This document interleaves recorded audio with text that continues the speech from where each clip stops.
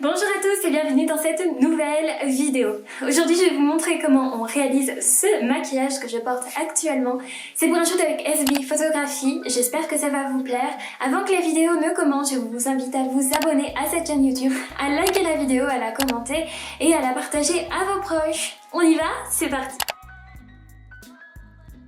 Alors comme la dernière fois, je ne suis pas make-up artiste, donc il y a des choses que je ne fais pas comme une make-up artiste, mais c'est parti. Je vais commencer par l'une des nouvelles bases de NYX qui est The Marshmallow Primer. Je l'aime vraiment beaucoup celle-ci, déjà pour l'odeur, c'est bête, mais quand quelque chose sent si bon, c'est tellement appréciable je trouve, et je trouve qu'elle fonctionne très bien, vraiment. Et puis je suis désolée mais l'odeur ça rajoute vraiment un petit truc en plus, donc elle remplit vraiment toutes les cases pour moi, c'est-à-dire que le jour où j'en ai plus, j'en rachète tout de suite. Ensuite, je vais utiliser le fond de teint Can't Stop Won't Stop de chez NYX en teinte...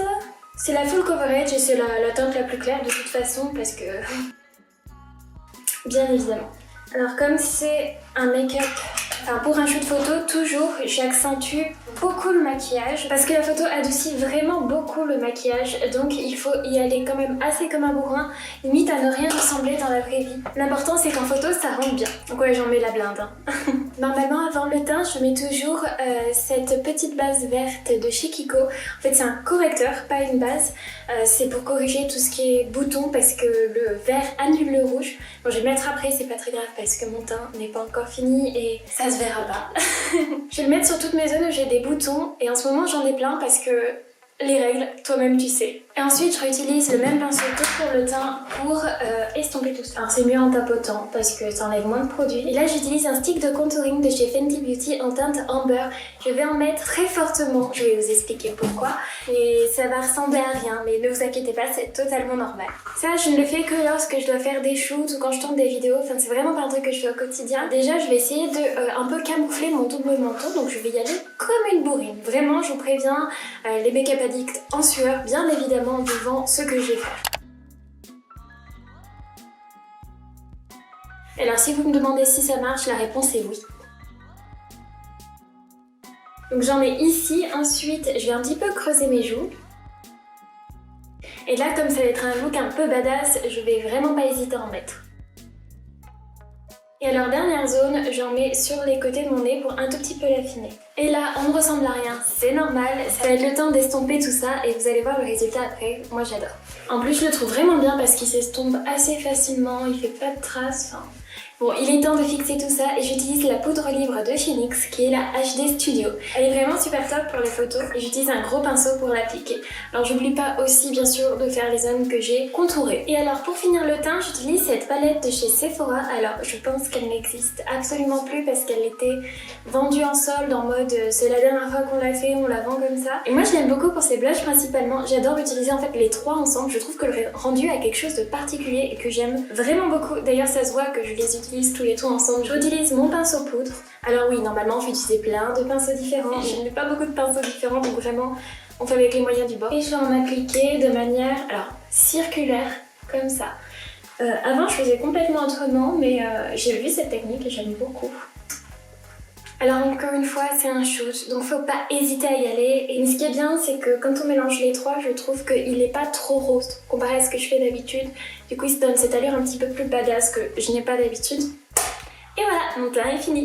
Je vais passer au sourcil. Je vais utiliser la même technique que la dernière fois, parce que oui, j'ai déjà fait une vidéo make-up pour ceux qui ne le savent pas. J'ai juste utilisé une palette différente qui va me servir tout le long de la suite de ce make-up. C'est la Natural Lost de chez Too Faced. Je vous montre un petit peu l'intérieur. Voilà un grand miroir et ça c'est génial et les teintes sont vraiment jolies. Malheureusement je suis déçue par beaucoup d'entre elles, mais je trouve que pour certains maquillages elle est vraiment très bien. Mais ouais, par exemple je trouve que ce bleu ne rend absolument rien alors qu'il est vraiment magnifique. Genre ça peut te faire acheter une palette, un bleu comme ça et vraiment sur moi en tout cas ça ne fonctionne absolument pas.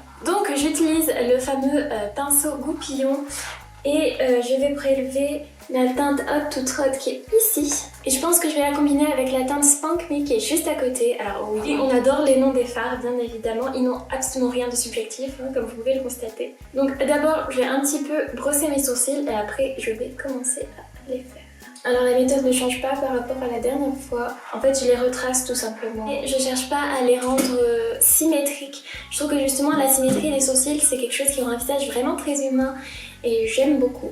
J'ai hâte d'être au shoot parce que vraiment ça va être un shoot qui va me sortir de mes habitudes. C'est-à-dire que j'ai pas l'habitude d'être habillée aussi sexy pour des photos, ni aussi badass, hormis quand je faisais du cosplay. Donc une fois que les sourcils sont faits, on utilise à nouveau ce pinceau, enfin c'est toujours le même d'ailleurs, et on utilise le goupillon pour un petit peu diffuser le produit, pour rendre les sourcils un tout petit peu plus naturels. Donc les sourcils sont faits, on va passer maintenant aux yeux. Pour les yeux, j'utilise tout d'abord une base, celle-ci c'est celle de Urban Decay, qui est la Eyeshadow Primer Potion. Je la trouve vraiment bien, et puis j'avoue j'adore le packaging. Donc j'en applique sur mes paupières jusqu'à assez haut. Et je vais tapoter pour étaler un petit peu tout ça. Et alors je vais tout de suite passer au maquillage des yeux. J'aime bien au début utiliser toujours une teinte un petit peu de la couleur de ma paupière. Juste histoire d'uniformiser un petit peu tout ça, même si la base sert déjà à ça, je trouve que ça rajoute vraiment quelque chose. Donc là je vais utiliser la Silk Robe qui est juste ici. Bien, je me suis toujours demandé si faire ça, ça allait pas en contradiction avec le fait qu'on a mis une base à paupières. Vu que finalement le fard qui va le plus accrocher, c'est celui que je suis en train de mettre qui est le moins intéressant. Honnêtement, j'en sais rien. Si c'est le cas, si vous avez la réponse, n'hésitez pas à me le dire en commentaire parce que j'en sais rien du tout. Donc je vais utiliser la teinte Fall Hard qui est juste ici et je vais en mettre un petit peu au niveau de mon creux paupière en estompant un petit peu. Vous voyez, vraiment, je trouve qu'il marque pas beaucoup ces fards. Après, ce qui est aussi intéressant, c'est qu'on peut vraiment jouer avec pas mal de teintes en faisant ça. Et je vais aussi en mettre un tout petit peu en dessous de mes yeux. Moi, je trouve que ça me va pas beaucoup quand je mets du fard sous les yeux, à moins que ce soit vraiment un fard léger comme dans ce cas-ci. Sinon, je trouve vraiment que ça ferme absolument mon regard. Ensuite, j'ai utilisé la Come Get It qui est juste ici et je vais la mettre un petit peu au-dessus de ce premier fard, donc ici. Et ensuite, j'ai utilisé la Pin Down qui est ici. Alors je sais pas vous, mais moi pour mes yeux il faut toujours que je diffuse légèrement et que j'en mette ici là. C'est pas très beau quand on a les yeux fermés, mais moi quand j'ai les yeux ouverts c'est ce qui va le mieux. Et là je vais utiliser la Spank Me et je vais toujours utiliser un petit peu ce même procédé que depuis le début et toujours de moins en moins. Donc là j'ai vraiment fait comme une petite boule à la balle et étirer un petit peu, comme depuis le début hein, vous me direz. Et pour finir cette partie-là, je vais utiliser un tout petit peu de noir, donc de cette teinte-là qui s'appelle Blindfold. Et vraiment, ça va être une toute petite touche, histoire juste d'intensifier comme depuis le début. Et on fait bien attention d'estomper. Là, j'essaie juste d'étirer un tout petit peu plus le maquillage façon œil de chat et de blender les couleurs ensemble.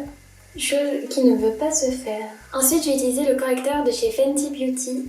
Il m'en reste quasiment plus. Ça va être pour nettoyer un petit peu ma paupière, faire je crois ce qu'on appelle un crease.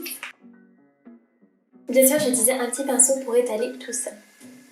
Ensuite, je vais utiliser la couleur Love Language et je vais mettre là où j'ai nettoyé ma paupière. Et alors, dernière étape pour les fards, je vais utiliser la All Tied Up et je vais le mettre en coin interne de ma paupière. Je vais mettre un tout petit peu de la teinte Come and Get It pour souligner là parce que je trouve que ça fait fade. Je vais aussi remettre une pointe de violet, le Pine Down, juste à ce niveau-ci. Vraiment parce que je trouve que ça manque. Genre, c'était un dégradé assez fade. Et bien moi je trouve qu'on est bien mieux comme ça, je sais pas ce que vous en pensez. Maintenant on va passer au liner et comme j'en ai plus depuis plusieurs semaines, je vais utiliser une technique que une copine m'a apprise.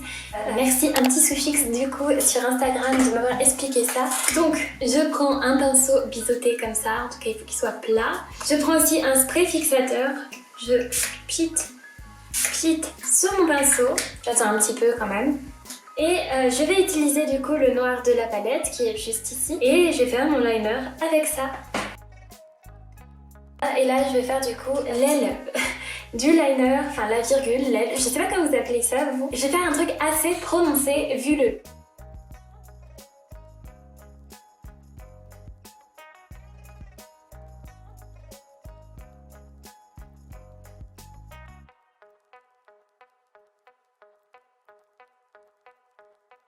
Le seul problème à cette technique, c'est que personnellement j'ai du mal à faire une très jolie pointe. Mais ce que j'aime bien du coup, c'est que si jamais vous voulez faire un liner de couleurs différentes pour changer d'habitude, vous n'êtes pas obligé d'acheter un liner de couleurs différentes.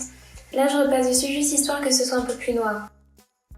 Donc voilà pour les yeux, bien sûr je vais mettre le mascara et je sais pas si vous faites ça vous aussi mais j'essuie toujours mes pinceaux sur mon bras, c'est une vieille habitude. Et alors j'ai utilisé deux mascaras pour ça, le Formulise plus Active Mascara de chez Kiko. Je l'aime beaucoup pour sa brosse principalement parce qu'elle est extrêmement fine à la pointe et pour attraper les petits cils que j'arrive pas à attraper habituellement, elle est vraiment top. Donc on en met bien au-dessus puis en dessous. Et j'aime bien les brosser un petit peu vers l'extérieur. J'utilise donc un deuxième mascara qui est un échantillon de chez Too Faced qui est le Tame Girl. Je le trouve vraiment bien. Je suis un petit peu dégoûtée parce que j'ai plus beaucoup de mon mascara orgasmique de chez Martin Cosmetics. Donc du coup je me rabats sur les autres choses que j'ai. Et en fait je trouve qu'il donne ce petit truc en plus à utiliser en deuxième fois parce que vraiment il est très épais et quand c'est très épais, j'arrive pas à attraper mes petits cils. Ensuite, je vais mettre juste un tout petit peu d'highlighter. Je vais mettre le plus clair. Alors j'en mets juste en dessous des sourcils là. Comme je disais la dernière fois, je trouve que ça complète vraiment le maquillage d'en mettre ici. Un petit peu en coin interne. Un petit peu dans cette zone là, donc sur le rebondi de la joue. Je trouve vraiment que ça fait très très mignon. J'en mets pas beaucoup parce que je trouve que le highlighter en photo, ça peut vraiment rendre tout et n'importe quoi. Soit ça va être génial, soit ça va être vraiment affreux. Et j'en mets ici juste au-dessus de ma lèvre. J'ai utilisé mon fond de liner, j'en ai vraiment rien, hein, bien sûr. D'ailleurs ça se voit, il est quasiment tout noir à l'extérieur à force de l'utiliser. C'est celui de Kat Von D dont j'ai absolument perdu le nom, c'est le Tattoo Liner je crois. Et j'en vais juste en mettre une toute petite pointe, vous allez voir, sur mon petit grain de beauté ici, pour faire comme une mouche. Alors j'adore vraiment les mouches, je trouve que c'était surtout une manière assez sympathique de montrer certaines choses chez une personne et je trouve ça vraiment chouette. Alors moi je le mets sur le grain de beauté que j'ai ici parce que c'est, je trouve, le grain de beauté facial que l'on remarque le plus. J'aime bien du coup juste l'accentuer. Mais pour celles et ceux qui connaissent les significations des mouches, il faut savoir que le sens ne va pas du tout avec ma personnalité. Je crois que c'est volage et gourmande. Bon, gourmande si on parle de nourriture, oui certainement. Mais volage, non. J'étais partie pour mettre mon rouge à lèvres comme si tout était normal. Mais du coup, c'est l'un des nouveaux de chez NYX qui est le Shine Loud en teinte On a Mission. Alors moi j'arrondis toujours légèrement mon arc de Cupidon parce que je vais un petit peu overline en bas comme d'habitude. Alors légèrement parce que trop ça fait tout de suite très clownesque je trouve, en tout cas sur moi. La dernière étape, je fixe le tout et après on va passer à la coiffure. Voilà. Alors pour la coiffure, j'ai utilisé pas mal de choses. Déjà, je vais prendre deux brosses poils de sanglier de tailles différentes. Un peigne classique où il manque des dents, c'est très important d'avoir des peignes cassées chez soi. Vraiment, j'ai pas d'autres peignes classiques, hein, mais celui-ci qui est tout cassé, qui est assez vieux. Il va nous falloir aussi un élastique, un bandana pin-up assez cliché, on adore, des pinces à cheveux et de la laque. Déjà, j'utilise la grande brosse pour me peigner les cheveux. Alors comme vous voyez, il y a des légères boucles qui ont été faites. Alors c'est des bigoudis qui ont été posés il y a plusieurs jours et je trouve que pour le look, avoir des boucles de base c'est quand même vachement bien. Donc je vous invite à vous boucler les cheveux au fer ou au bigoudi avant du coup cette coiffure. Donc je vais utiliser le peigne pour essayer de faire une raie un petit peu correcte. Alors la première étape qui est la plus simple, on va faire une queue de cheval. Alors de préférence une queue de cheval assez haute.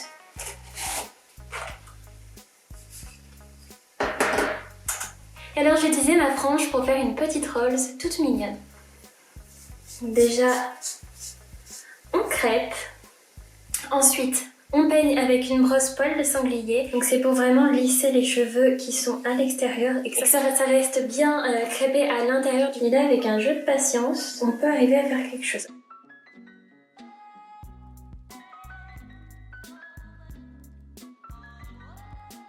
Alors à ce stade-là, je vais laquer du coup ma rose et un petit peu ma queue de cheval. Et je vais essayer d'enlever tous les petits cheveux, enfin faire en sorte qu'elle soit pas trop décoiffée quoi.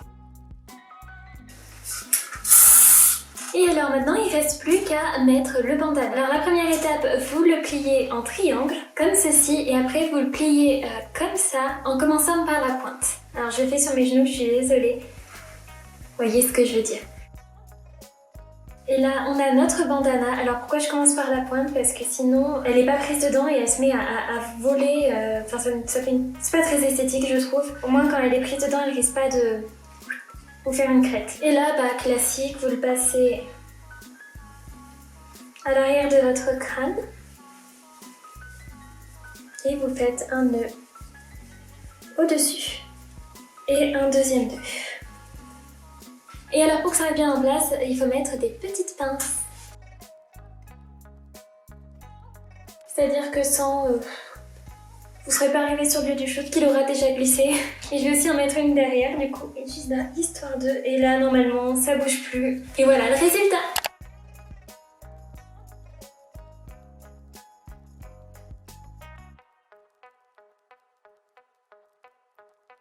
Cette vidéo est désormais terminée, je file tout de suite à la séance photo, sinon je vais être en retard et ce serait bien dommage. J'espère que cette vidéo vous a plu, que ce maquillage vous a plu. Je vous aime fort et je vous dis à la prochaine pour une prochaine vidéo. Salut! On éteint comment cette caméra?